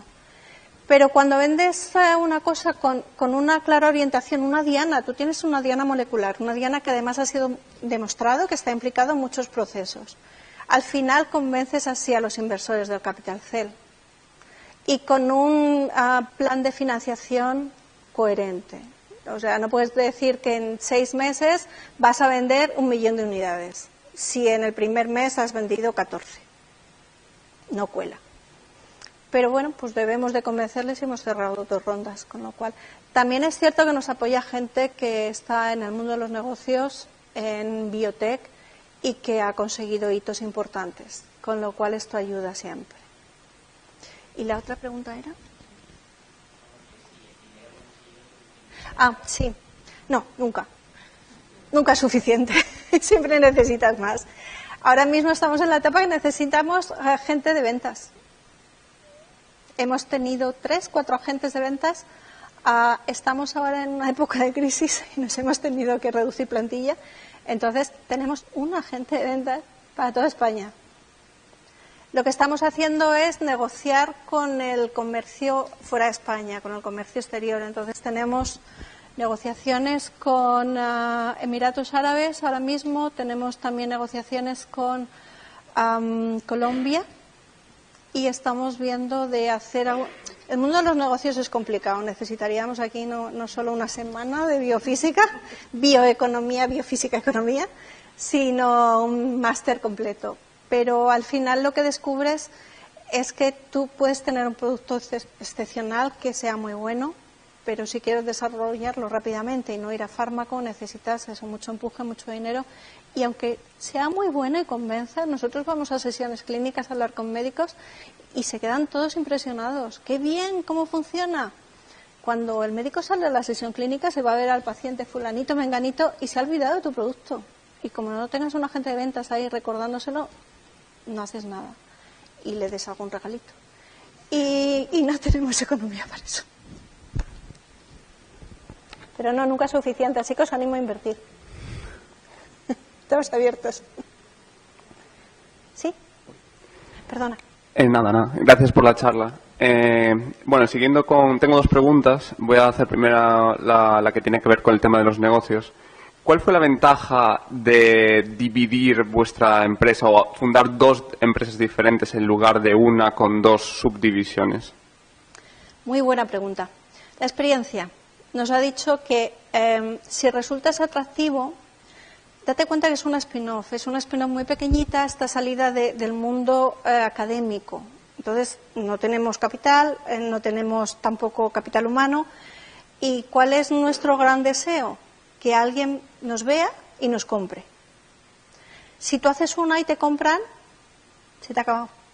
Pero si haces una, subdivides, tenemos una para activos que da pie a generar otros cosméticos diferentes, cosmecéuticos, y potencialmente fármacos. Porque nuestro plan de casa particular es hacer un fármaco para tratar el dolor artrítico. Pero eso lleva tiempo. Y en la primera de cambio hemos fracasado estrepitosamente, porque el animal en el que hemos ensayado resulta que el excipiente ha resultado tóxico. Eso nos ha costado 1 millón de euros. Otro Capital Cell para otro 1 millón de euros. Entonces, te ves en una disruptiva que no sabes qué hacer. ¿Te mueres solo? No. Divide y vencerás. Haz otra empresa que se dedique a la formulación, con lo cual tú sigues vendiendo tu principio activo con la madre, la empresa madre, que sigue produciéndolo, aunque sean pocos los ingresos que genera, algo generará. Y si a alguien le interesa el producto final, que es lo usual, por fármacas, por empresas cosméticas, pues te va a comprar la que vende cosméticos, con lo cual tú sigues con la madre. Es una forma de no quedarte sin nada, y si alguien te echa el ojo, pues que se lo eche solo a una parte de la empresa y no a toda. Vale, gracias. La segunda pregunta tiene más que ver con la parte de biofísica. Entonces quería preguntar si cuando tenemos dolor muscular y aplicamos una de estas cremas que nos dan normalmente en la farmacia, esta sensación que tenemos de frío extremo cuando aplicamos la crema, ¿tiene algo que ver con estos bloqueantes de los canales iónicos que has comentado? Pues estas cremas lo que te hacen es engañarte. Porque te activan la sensación térmica de frío, el músculo empieza a hacer su trabajo de contracción para responder a ese frío, y es lo que te haría un fisio. Un fisio no te cura, un fisio primero te produce dolor, para que sea el cuerpo el que se cure. Pues las cremas estas pasan poco, a no ser que lleven algún componente analgésico, que entonces lo que te hace es disminuir la percepción del dolor, y eso está más dirigido a otro tipo de canales iónicos, como son los canales de sodio, que son los principales que están implicados en dolor en estos casos. Y con el efecto frío lo que haces es eso, intentar, primero te distrae. Y está comprobado, si tú tienes dolor de cabeza y metes las manos en hielo, a ti se te pasa el dolor de cabeza, porque tu cerebro se está ocupando en el frío que tienes cuando tú tienes las manos en hielo. Entonces la señal del dolor queda atenuada. Y estas cremas hacen un poco eso. Gracias.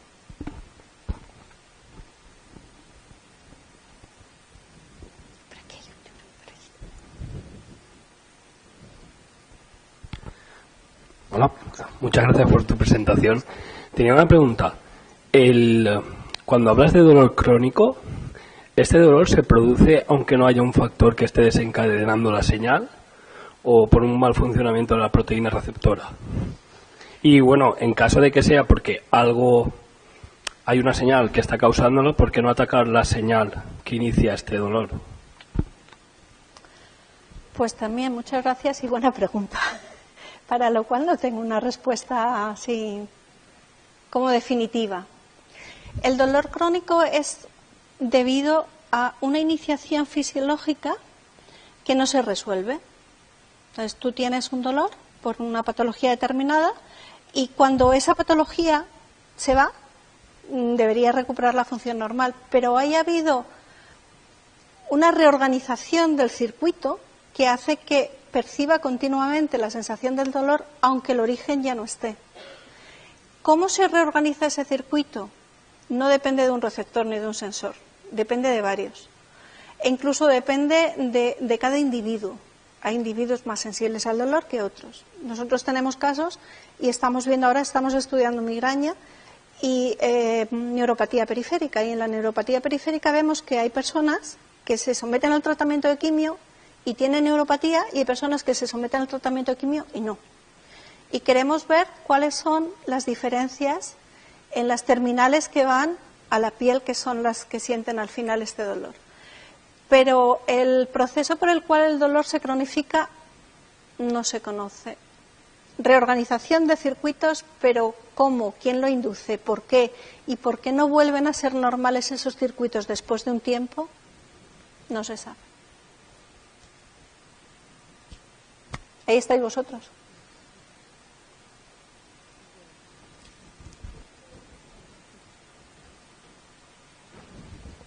Cuando has dicho como son fármacos no necesitas pasar por las clinical trials, pero tampoco necesitáis pasar la primera de seguridad para asegurar que... Sí. O sea, en la fase 1 sí que tenéis que hacerla igualmente. Sí, e incluso en preclínica. Eso, a ver, En el mundo del desarrollo de fármacos y de cosmecéuticos hay toda una reglamentación y unas líneas guía que tienes que seguir sí o sí para que finalmente te lo aprueben. En el caso de los cosméticos, lo único que tienes que probar es que es seguro. ¿Dónde? Siempre en humanos.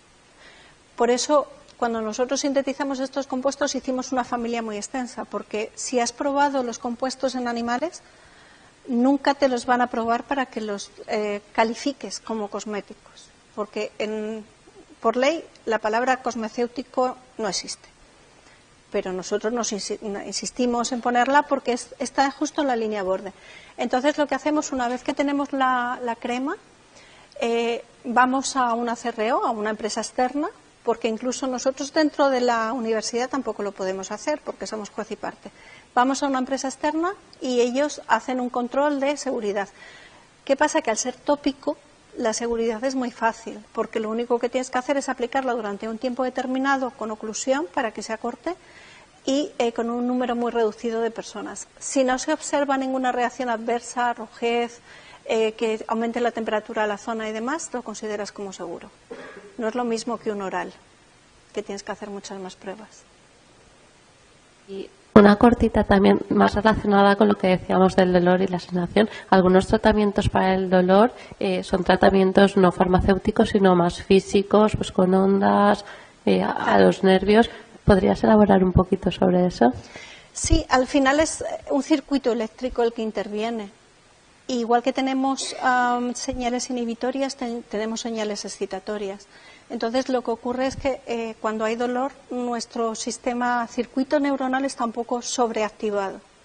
Lo que se intenta hacer con este tipo de tratamientos que son más físicos, pues, punción seca o incluso corrientes, es precisamente distraer al cerebro de estas señales que está percibiendo, activando otros circuitos.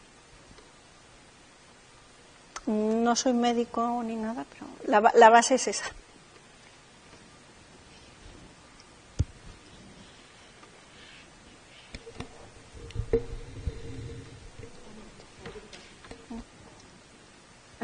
Hola, yo tengo una pregunta relacionada con cómo se os ocurrió utilizar esta molécula vaniloide o lo que pone ahí, que estaba relacionada con la capsaicina. ¿Es porque vosotros, cuando empezasteis a variar las zonas o los radicales, os basasteis en estudios estructurales de interacción de la capsaicina, a lo mejor con el receptor, y visteis qué regiones se podían, a lo mejor, cambiando esa región R con diferentes grupos funcionales, podíais mejorar o cambiar y tal? O sea, ¿hicisteis alguna especie de, o virtual screening, o una especie de aproximación? ¿Podéis explicar un poquito cómo llegaste a abordar eso?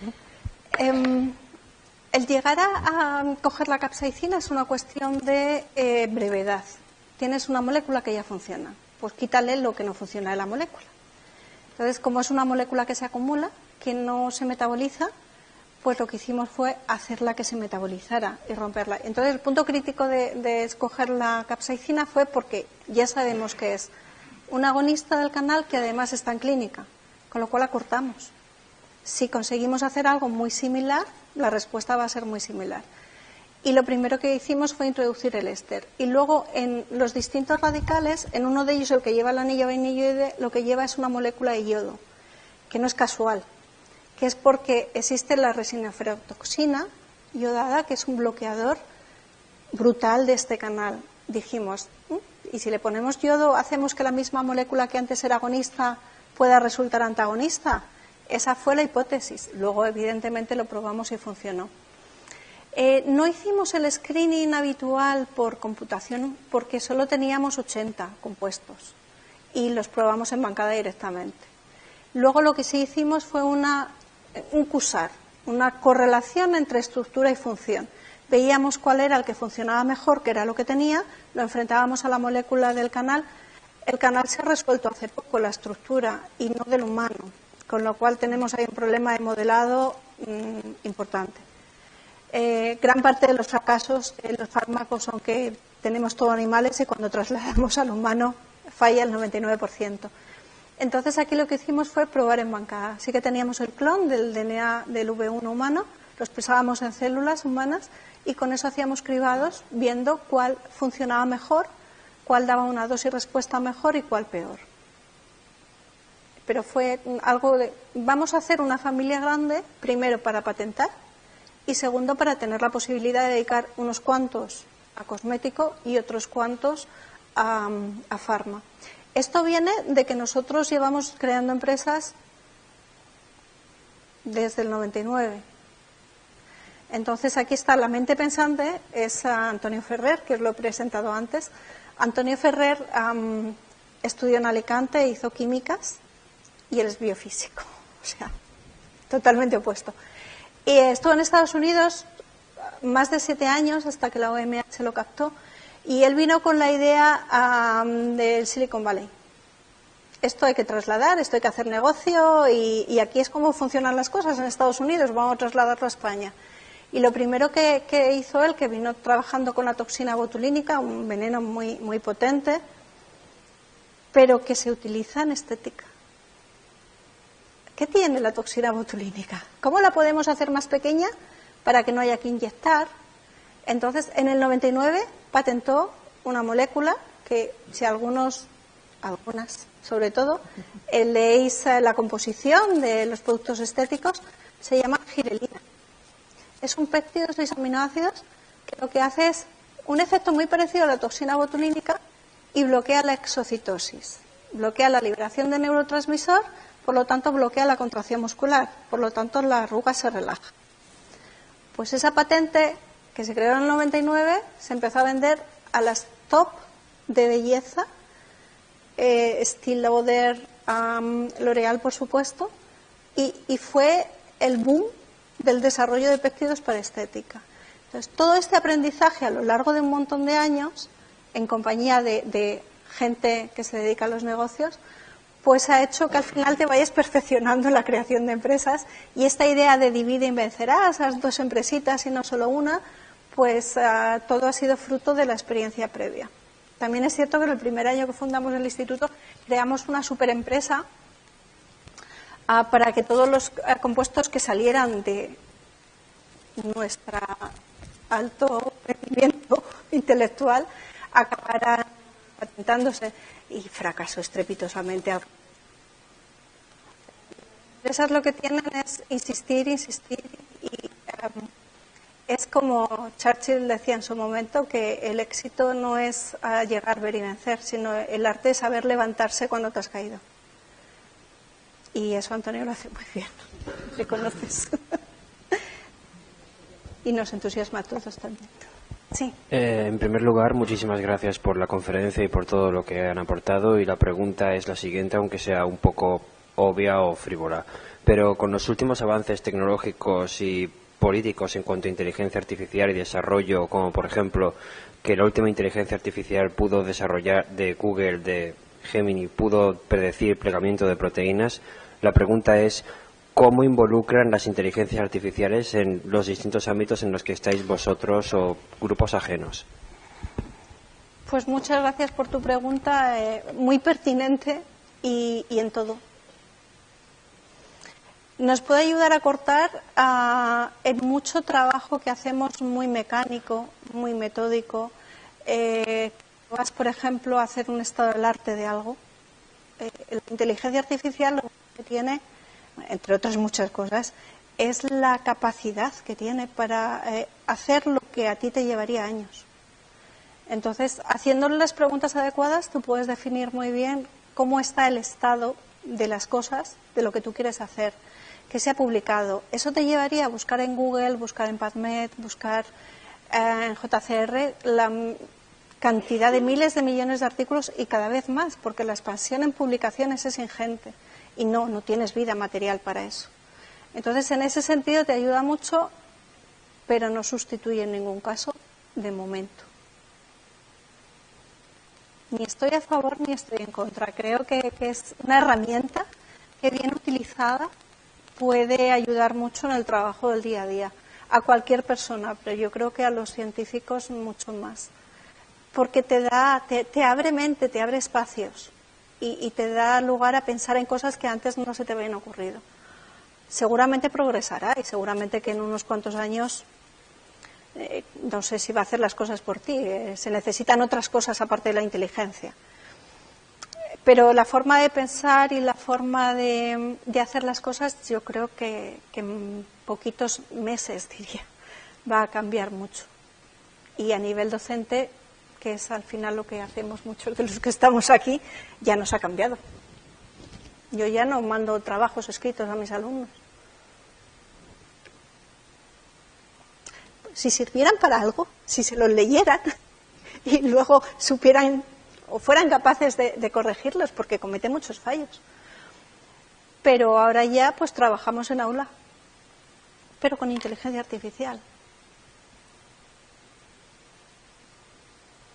No sé si he respondido a tu pregunta. Vale, muchas gracias, Asia. La verdad es que ha sido muy interesante. Me alegro.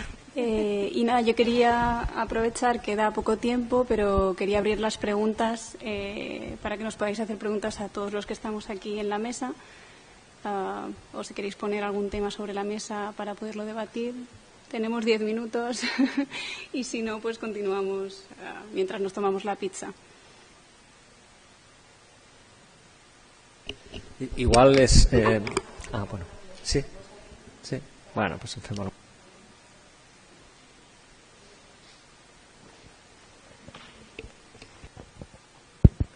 Es una pregunta un poco general, pero no sé.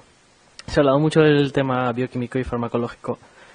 Y mi pregunta era, pues, no sé si en el campo de las ciencias ambientales o de la ambientología existe alguna aplicación de la biofísica.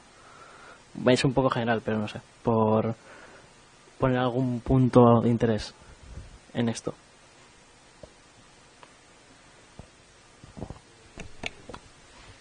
Has dicho las ciencias ambientales.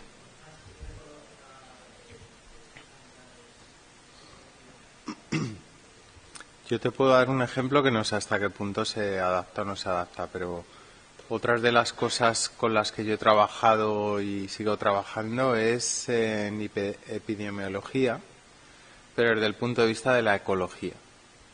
Entonces, por ejemplo, hemos estudiado cómo cuando hay murciélagos que están en África infectados de ébola, cómo las migraciones pueden propagar la enfermedad en el continente africano.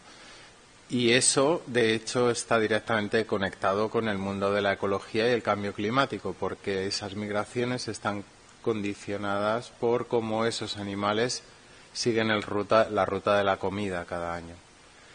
Todo esto al final se hace con modelos que haces de epidemias, ecuaciones que los que estudiéis física son básicamente como ecuaciones de transporte, y al final utiliza modelización que viene de otros campos un poco para acoplar lo que es ecología y cambio climático con un problema aplicado que es la propagación de una enfermedad. Mi respuesta es sí.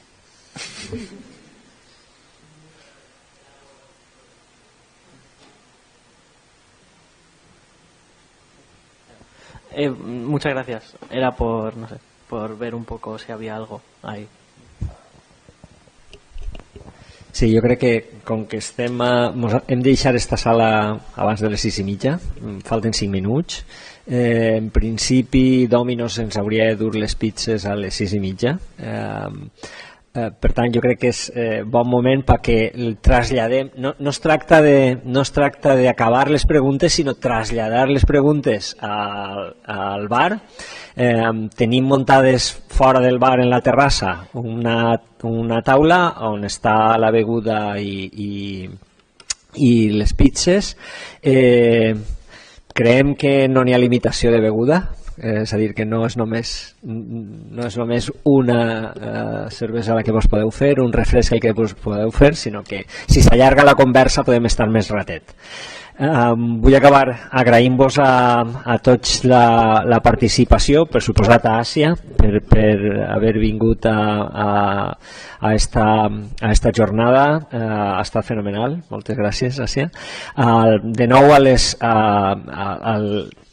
a les institucions que han finançat esta sessió, tant la Facultat de Físiques com la Facultat de Ciències Biològiques i els 3 instituts, l'Institut de Biotecnologia i Biomedicina, l'Institut de Biologia Integrativa i de Sistemes i el de Física Corpuscular, que entre tots, pues, eixim a poquet, és una cosa que ens costa poc de suport i que, pues que sempre i quan vosaltres estigueu disposats a vindre, nosaltres intentarem muntar-ho. Moltíssimes gràcies a tots. Anem al bar.